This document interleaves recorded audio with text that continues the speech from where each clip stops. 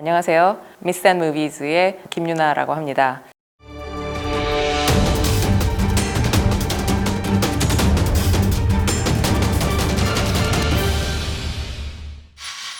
반지와 관련된 이야기를 좀 드리도록 하겠습니다. 제일 먼저 생각나시는 거는 반지의 제왕이 제일 먼저 떠오르실 거고요. 북유럽 신화를 기반으로 하는 영화들에 이 반지 이야기가 빼지 않고 나오고, 반지를 찾으러 갔다가 반지를 버리러 갔다가 이러면서 계속 반지에 관련한 이야기들을 만들어냅니다. 그럼 우린 여기서 반지가 뭔가 한번 생각을 해봐야겠죠. 일단 안드바리 반지라는 그런 이제 북유럽 신화 얘기를 먼저 좀 말씀을 드릴게요. 왜 그렇게 반지에 집착하는지, 북유럽 신화가. 안드바리의 반지는요, 예전에 북유럽 신화의 초창기에 오딘과 로키와 회드루라는 그 세 명의 신이 여행을 가는 이야기에서 이제 발단이 됩니다.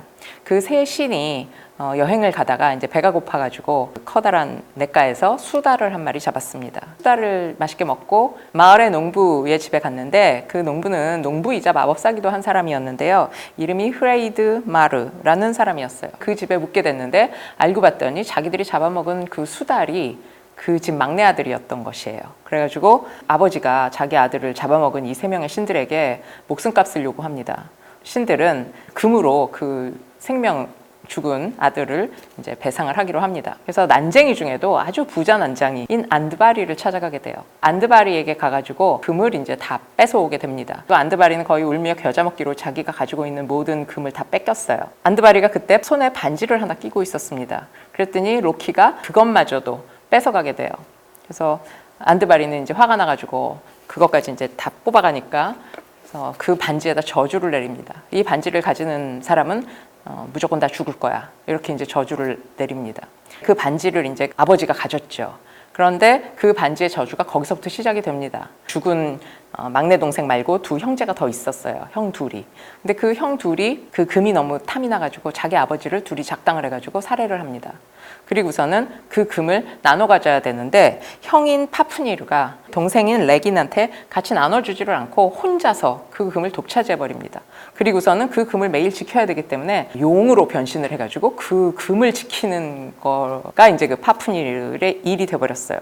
자, 여기까지가 이제 그 금과 그 용이 된 파프니르의 이야기라고 할 수 있습니다. 이 안드바리의 반지가 가지고 있는 그 저주를 영화로 이제 굉장히 영감을 받아가지고 만든 그런 작품이 되겠습니다. 파프니르와 레긴의 이야기는 그 뒤에 여러분들 아시는 호빗의 스마우그의 용이라던가 뭐 이런 이야기로 다시 이제 발전을 하게 되는 이런 상황이 됩니다. 이 반지의 저주는 반지의 제왕에서는 절대 반지로 이제 이야기가 되지요. 그 절대 반지는 거의 악의 화신 같은 그런 이제 사우론의 반지로 형상화가 되면서 그 세상을 선의 축과 악의 축으로 이렇게 나누게 되는 그런 세계관을 보여주면서 반지가 자꾸 욕망을 불러일으키고 사람들한테 분열을 가져오고 서로 싸우게 하고 전쟁을 만들고 이렇기 때문에 그 반지를 프로도라는 호빗이 대표로 버리러 가는 거죠.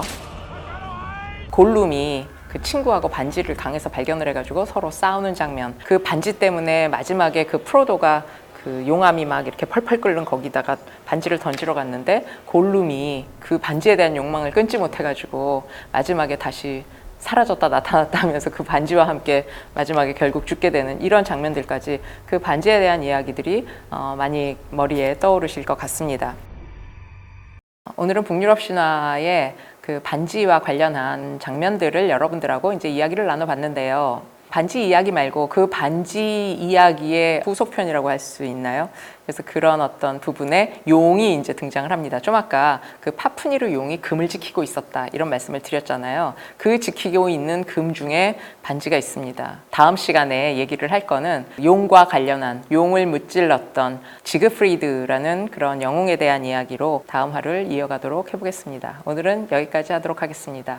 감사합니다.